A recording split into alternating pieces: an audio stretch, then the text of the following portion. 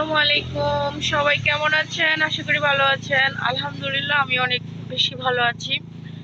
আমি প্রায় দীর্ঘ অনেকদিন অসুস্থ ছিলাম, যার কারণে আমি আমার চ্যানেলে ঠিকমতো অ্যাক্টিভ থাকতে পারিনি।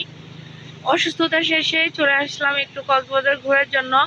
ভাবলাম অনেকদিন অসুস্থ ছিলাম, একটু ঘোরাফেরা করলে মনটা ভালো থাকবে। আপনাদেরকে আজকে আমি কক্সবাজারের বিকেলবেলার খুবই সুন্দর একটা ওয়েদার দেখাচ্ছি। আশা করি আপনাদের কাছে অনেক বেশি ভালো লাগবে। সবাই ভিডিওটা দেখবেন, আশা করি অনেক বেশি ভালো লাগবে, মন ভালো হয়ে যাবে। এখন অলরেডি মাগরিবের আজান দিয়ে ফেলছে, সন্ধ্যাবেলার ওয়েদার এটা, তাই অনেকটা ঘোলাঘোলা। এই যে চারপাশটা আমি আপনাদেরকে দেখাচ্ছি, খুবই ইন্টারেস্টিং। আসলে দীর্ঘদিন অসুস্থ থাকার পরে ঘুরতে আসছি। আমার হাজব্যান্ড আমার মন ভালো করার জন্য ঘুরতে নিয়ে আসছে। আর ইনশাল্লাহ কিছুদিন পর থেকে আমি ইউটিউবে অ্যাক্টিভ হয়ে যাব, আগের মতো করে ভিডিও আপলোড করব, শরীরটা পুরোপুরি সুস্থ হয়ে গেলে।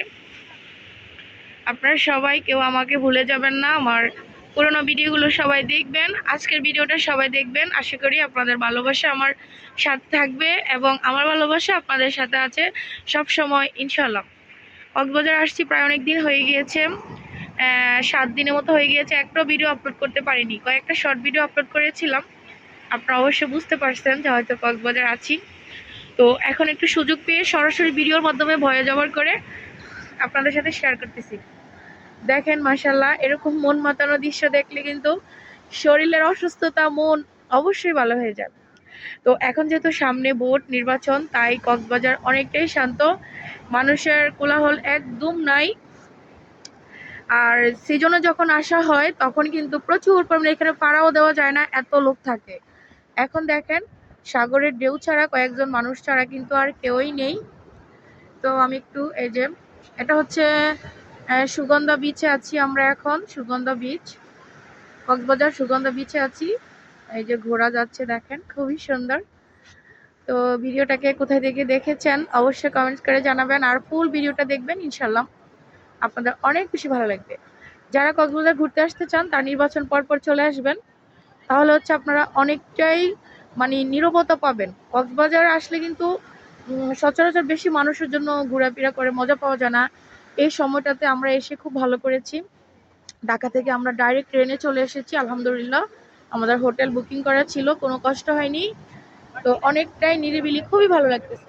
আর কক্সবাজার আসলে তো আমার সবচেয়ে বেশি ভালো লাগে এই যে সাগর পাড়ে একের পর এক ঢেউর মিতালি, কি যে ভালো লাগে। দেখেন পা ছিঁড়ে গেল, আমার পায়ে চলে আসলো, খুবই সুন্দর তাই না?